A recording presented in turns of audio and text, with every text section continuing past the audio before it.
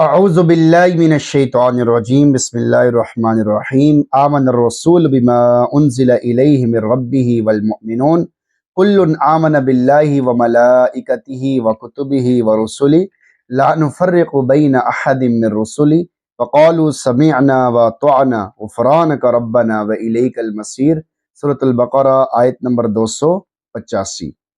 اہل ایمان کی تعریف۔ آمن الرسول بما انزل الیہ، یہ رسول اس چیز پر ایمان لائے جو ان کی طرف، ان کے رب کی طرف سے نازل کی گئی ہے، اور تمام مسلمان بھی اس پر ایمان لائے ہیں۔ یعنی نبی اکرم صلی اللہ علیہ وسلم اپنے اوپر نازل ہونے والی وحی پر سب سے پہلے خود کامل ایمان لائے ہیں، پھر آپ کے ماننے والے سارے اہل ایمان بھی آپ پر نازل ہونے والی وحی پر کامل ایمان لے آئے ہیں۔ نقطہ، نبی اکرم صلی اللہ علیہ وسلم اور آپ کے ماننے والوں کی تعظیم کی طرف اشارے۔ واضح ہے کہ اللہ رب العزت نے اس صورت میں نماز، روزہ، جہاد، طلاق، الہ، ربا وغیرہ احکام بیان کرنے کے بعد صورت کا اختتام نبی اکرم صلی اللہ علیہ وسلم اور آپ کی اتباع کرنے والوں کے ایمان کی شہادت پر فرمایا ہے۔ اس سے ایک تو نبی اکرم صلی اللہ علیہ وسلم اور آپ کے ماننے والوں کی تعظیم و تکریم کی طرف اشارہ ہے، اور دوسرا ان کے کمال ایمان اور حسن اطاعت کی گواہی ہے کہ وہ اللہ رب العزت کے احکام کے سامنے سر تسلیم خم کرنے میں سب سے آگے ہیں۔ پھر آیت میں نبی اکرم صلی اللہ علیہ وسلم کا نام مبارک لینے کی بجائے آپ صلی اللہ علیہ وسلم کا ذکر رسالت کے ساتھ کیا گیا، اس سے بھی آپ صلی اللہ علیہ وسلم کی تعظیم کی طرف اشارہ ہے۔ نقطہ، ایمان کا مقام و مرتبہ۔ نبی اکرم صلی اللہ علیہ وسلم رسالت کے مقام و مرتبے پر فائز ہیں، مگر آمن الرسول میں نبی اکرم صلی اللہ علیہ وسلم کی تعریف ایمان کے ساتھ فرمائی گئی ہے۔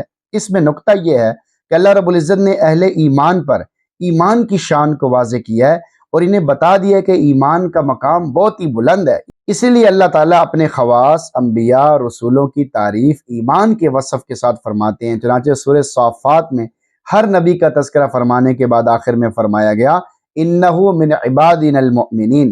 بس ہر مسلمان کو چاہیے کہ اپنے ایمان کی قدر پہچانے، سوتے ہوئے بھی کلمہ پڑھے، اٹھتے ہوئے بھی کلمہ پڑھے۔ نقطہ، اللہ تعالیٰ کو صحابہ کا ایمان بھی مقبول ہے۔ اصحاب رسول صلی اللہ علیہ وسلم کے ایمان کے ساتھ نبی اکرم صلی اللہ علیہ وسلم کے ایمان کو بیان کر کے اس طرف بھی اشارہ کر دیا گیا ہے کہ جس طرح آپ صلی اللہ علیہ وسلم کا ایمان بلا شبہ مقبول ہے، اسی طرح آپ صلی اللہ علیہ وسلم کے تمام صحابہ رضی اللہ عنہم اجمعین اور خدام کا ایمان بھی مقبول ہے، اگرچہ دونوں میں کامل اقبل ہونے کا فرق اپنی جگہ پر ہے۔ نقطہ، اللہ تعالیٰ نے صحابہ کے ایمان پر مہر لگا دی۔ اللہ رب العزت نے نبی اکرم صلی اللہ علیہ وسلم کے صحابہ کو والمؤمنون کے لفظ کے ساتھ ذکر کیا گیا ہے۔ اس کی کئی وجوہات ہو سکتی ہیں۔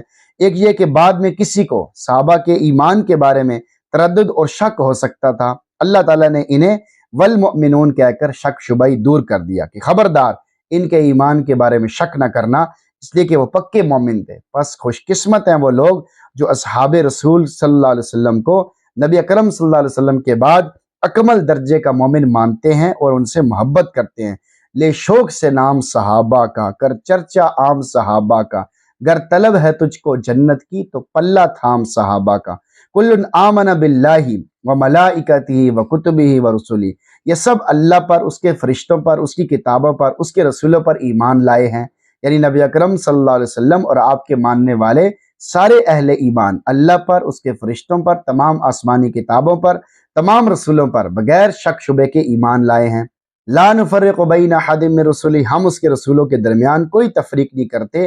یعنی اہل ایمان کہتے ہیں کہ ہم بلا تفریق ایمان رکھتے ہیں۔ ہم اللہ رب العزت کے تمام رسولوں کو سونے کی زنجیر کی ایسی کڑیاں مانتے ہیں جن میں سے ایک کڑی کو بھی اگر نکال دیا جائے تو پھر اللہ تک رسائی ناممکن ہے۔ یہود و نصارہ کی طرح نہیں کہ جس نبی کو چاہے مانیں، جس کا چاہے انکار کر دیں۔ اہل ایمان کے ایمان اور عقیدے کو بیان کرنے کے بعد اب ان کی عملی زندگی کو بیان کیا جا رہا ہے کہ وہ ہر وقت اطاعت کے لیے، بات ماننے کے لیے تیار رہتے تھے۔ وقالوا سمعنا واطعنا، اور وہ کہتے ہیں ہم نے سن لیا اور مان لیا۔ یعنی وہ کہتے ہیں اللہ تو نے ہمیں جن کاموں کا حکم دیا ہے، جن کاموں سے منع کیا ہے، ہم نے انہیں توجہ سے سن لیا ہے اور ہم نے اطاعت بھی کی۔ ہم یہودیوں کی طرح نہیں ہیں جنہوں نے کہا تھا سمعنا وعصینا، ہم نے سن تو لیا مگر مانیں گے نہیں۔ لیکن چونکہ سننا اور اطاعت کرنا اس میں کوتاہی کا اندیشہ بھی ہوتا ہے، اس لیے اہل ایمان اللہ رب العزت سے دعا بھی کرتے رہتے ہیں، غفرانک ربنا والیک المصیر، اے ہمارے رب ہم آپ کی بخشش چاہتے ہیں، آپ کی طرف سے ملنے والی معافی چاہتے ہیں، وَإِلَيْكَ الْمَصِيرُ، اور آپ کی طرف ہی ہمیں لوٹ کر جانا ہے۔ اے ہمارے رب، دنیا کے کاموں میں بھی آپ کی طرف لوٹنا ہے، آخرت میں بھی آپ کی طرف لوٹنا ہے۔ دنیا میں اللہ رب العزت کی طرف لوٹنے سے مراد اللہ کے احکامات کی طرف لوٹنا ہے، نماز، روزہ، زکوٰۃ، حج۔ اس میں بندہ اقرار کرتا ہے ہر حال میں تیرے حکم کی طرف رجوع کروں گا۔ آخرت میں اللہ رب العزت کی طرف لوٹنے سے مراد اس کے عذاب ثواب کی طرف لوٹنا مراد ہے، اس میں موت کے بعد اٹھنے کا بھی اقرار ہے۔ نکتہ، دعاؤں کی قبولیت کا ایک گر۔ یہاں ایک بات غور طلب ہے، وہ یہ ہے کہ سننے اور ماننے کو پہلے ذکر کیا گیا اور معافی مانگنے کا ذکر بعد میں کیا گیا۔ اس کی وجہ یہی کہ وسیلہ اور سبب اختیار کرنے کے بعد دعا کی جائے تو وہ جلدی قبول ہوتی ہے، چونکہ سننا اور ماننا اللہ تعالیٰ کی فرما برداری وسیلہ اور سبب ہے، اس لیے اسے پہلے ذکر کیا گیا اور اشارہ کر دیا گیا کہ بندوں کو چاہیے کہ وہ فرما برداری والی زندگی اختیار کریں، اس کے بعد ان کی دعائیں بھی قبول ہونا شروع ہو جائیں گی۔ نکتہ، کریں بھی اور ڈریں بھی۔ یہاں ایک اور نکتہ بھی سمجھنے سے تعلق رکھتا ہے، وہ یہ کہ اللہ رب العزت نے دعا سکھاتے ہوئے اہل ایمان سے سننے اور ماننے کا اقرار کروایا، پھر اس کے بعد معافی مانگنے کی تلقین کی ہے۔ اس میں اشارہ ہے کہ نیکی کرنے کے بعد بھی استغفار کرنے کی ضرورت ہے تاکہ عبادت فرما برداری میں جو کمی کوتاہی ہو گئی ہے اس کی تلافی ہو جائے اور دین کا کام قبول ہو جائے۔ اس کو کہتے ہیں کریں بھی اور ڈریں بھی۔ جو آدمی کام تو کرتا ہے مگر اس پر ہو جانے والی کمی کوتاہی سے ڈر کر معافی نہیں مانگتا تو اس کا کام خطرے میں پڑ جاتا ہے اور وہ عجب و تکبر کے فتنے میں مبتلا ہو جاتا ہے۔ آیت کا میسج آپ کے نام، اہل ایمان نبی اکرم صلی اللہ علیہ وسلم کے تابع ہیں۔ آمن الرسول بما انزل الیہ من ربہ والمؤمنون سے معلوم ہوا کہ اہل ایمان نبی اکرم صلی اللہ علیہ وسلم کے تابع ہیں۔ تابع ہونے کی دلیل یہ ہے کہ اللہ رب العزت نے پہلے نبی کریم صلی اللہ علیہ وسلم کا ذکر فرمایا، پھر کہا کہ اہل ایمان بھی اس پر ایمان لاتے ہیں۔ اس سے واضح ہو گیا کہ اہل ایمان نبی اکرم صلی اللہ علیہ وسلم کے تابع ہیں۔ انہیں چاہیے کہ ہر حال میں آپ صلی اللہ علیہ وسلم کی اتباع، سنتوں کو مد نظر رکھ کر زندگی گزاریں۔ اس سے اللہ تعالیٰ آپ سے محبت بھی کریں گے اور آپ کو پرسکون زندگی بھی نصیب فرمائیں گے۔ بس اتنی سی تو حقیقت ہے ہمارے دین و ایمان کی کہ اس جانے جہاں کا آدمی دیوانہ ہو جائے۔ نمبر 2، ایمان تقسیم نہیں ہو سکتا۔ لا نفرق بین احد من رسلی سے واضح ہوا کہ ایمان میں تقسیم نہیں ہو سکتی کہ ارکان ایمان میں سے بعض پر ایمان لایا جائے، بعض کا انکار کر دیا جائے، بلکہ اللہ پر، اس کے نازل کردہ پورے کلام پر، سارے فرشتوں پر، ساری کتابوں پر، سارے رسولوں پر بلا تفریق ایمان لانا ضروری ہے۔ نمبر 3، اپنے ایمان کا جائزہ لیں۔ اس آیت سے یہ بھی معلوم ہوا کہ جس میں ایمان ہوتا ہے وہ اسے اللہ اور اس کے رسول کی فرما برداری پر ابھارتا ہے۔ بس ہر مسلمان کو چاہیے کہ وہ اپنے ایمان کا جائزہ لیتا رہے، کیا اس کا ایمان اسے اللہ رب العزت کی فرما برداری پر ابھارتا ہے؟ اگر نہیں ابھارتا تو پھر یا تو ایمان ہی نہیں ہے یا پھر کمزور ہو گیا۔ ذکر، فکر، عبادت، فرما برداری کے ذریعے اسے مضبوط کریں اور اللہ تعالیٰ سے محبت کے خصوصی تعلقات بنائیں۔ نمبر 4، اہل ایمان کی خصوصی صفت وقالوا سمعنا واطعنا سے واضح ہوا کہ سننا اور ماننا اہل ایمان کی خاص صفت ہے۔ وہ اللہ کا حکم سنتے ہی کہہ دیتے ہیں ہم نے سن لیا، ہم نے مان لیا۔ یاد رہے کہ سننے اور ماننے میں لوگ تین قسم کے ہیں، تین قسم کے لوگ۔ پہلی قسم کے لوگ وہ ہیں جو سرے سے نہ تو سنتے ہیں نہ ہی مانتے ہیں۔ دوسری قسم کے لوگ وہ ہیں جو سنتے تو ہیں مگر سنی انسنی کر دیتے ہیں اور تکبر کے مارے مانتے ہی نہیں ہیں۔ یہ پہلی قسم سے بھی زیادہ خطرناک ہے۔ ان کے بارے میں اللہ رب العزت فرماتے ہیں وَيَقُولُونَ سَمِعْنَا وَعَصَيْنَا، انہوں نے کہا ہم نے سنا اور نافرمانی کی۔ تیسری قسم کے لوگ وہ ہیں جو سنتے بھی ہیں مانتے بھی ہیں۔ اوپر کی آیت کریمہ میں انہی لوگوں کا ذکر ہے، لہٰذا ہر آدمی کو جائزہ لینا چاہیے کہ وہ کس قسم میں داخل ہے۔ اپنے من میں ڈوب کر پا جا سراغ زندگی، تو اگر میرا نہیں بنتا تو نہ بن، اپنا تو بن۔ نمبر 5، ہر بندہ ہر حال میں اللہ تعالیٰ کا محتاج ہے۔ غفرانہ کا سے واضح ہو گیا کہ ہر بندہ ہر حال میں اللہ تعالیٰ کی مغفرت کا محتاج ہے، لہٰذا ہر مسلمان کے لیے ضروری ہے کہ وہ اللہ تعالیٰ سے معافی مانگتا ہی رہے۔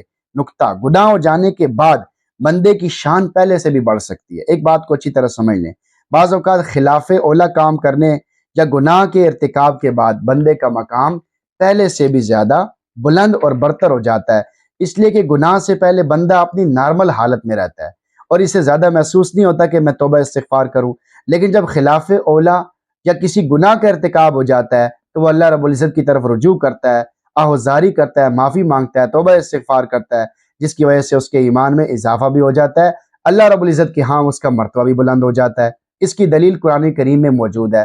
حضرت آدم علیہ السلام سے لغزش ہو گئی، اس کے بعد انہوں نے خوب توبہ کی۔ قرآن کریم میں ہے ثم اجتباہ ربہ فتاب علیہ وہدی، پھر ان کے رب نے انہیں چن لیا، चुनांचे उनकी तौबा कबूल फरमाई और उन्हें हिदायत अता फरमाई। यहाँ चुन लेना तौबा के बाद वाक़या हुआ। इससे वाज़ेह हुआ कि बसा औकात खिलाफ औला या गुनाह हो जाने के बाद तौबा करने से बंदे का मकाम पहले से भी ज़्यादा बुलंद हो जाता है, लिहाजा बचते बचते भी गुनाह हो ही जाता है। लेकिन बंदे के लिए ज़रूरी है कि वो साबका रवैये पर नदामत, शर्मिंदगी, आइंदा गुनाह न करने के अज़म के साथ सच्ची और पक्की तौबा कर ले। आज भी अल्लाह रब्बुल इज़्ज़त राज़ी होने के लिए तैयार हैं। हम तो माइल बकरम हैं, कोई साइल ही नहीं। राह दिखलाएं किसे, कोई राहवे मंजिल ही नहीं। नंबर 6, हर हाल में उसके अहकाम को मद्देनजर रखने का इकरार। व इलैकल मसीर में दुनिया के अंदर हर हाल में अल्लाह रब्बुल इज़्ज़त के हुक्मों की तरफ लौटने का इकरार है। लिहाजा हर मुसलमान के लिए ज़रूरी है कि वो सबसे पहले अल्लाह रब्बुल इज़्ज़त की मर्जी मंशा को देखे, बाद में कदम उठाए, ताकि अल्लाह ताला के फरमाबरदार बंदों में उसका शुमार हो जाए। नंबर 7, फिक्र आखिरत की तरफ इशारा। व इलैकल मसीर, मरने के बाद वाली ज़िंदगी का इकरार भी है और फिक्र आखिरत की तरफ इशारा भी है। अल्लाह रब्बुल इज़्ज़त ने दुआ सिखाते हुए इशारा कर दिया कि जहां तुम जा रहे हो उसकी तैयारी इसी दुनिया में कर लो। आखिरत की तरफ हर बंदा जा रहा है। इंसान अल्लाह को मानता है या नहीं मानता, लेकिन वो दिन ब दिन आखिरत की तरफ करीब हो रहा है, या तो हमेशा हमेशा की जन्नत या फिर हमेशा हमेशा की जहन्नम। अल्लाह ताला हम सब की हिफाजत फरमाए और हमें दुनिया में ही नेक काम करने की तौफीक अता फरमाए और नेक कामों में लगने की तौफीक नसीब फरमाए। नेक कामों की हिम्मत, ताकत, कुव्वत, शौक ज़ौक़ नसीब फरमाए और हम सबको कुरान पढ़ने, सुनने, समझने का भी एहतिमाम नसीब फरमाए। आमीन।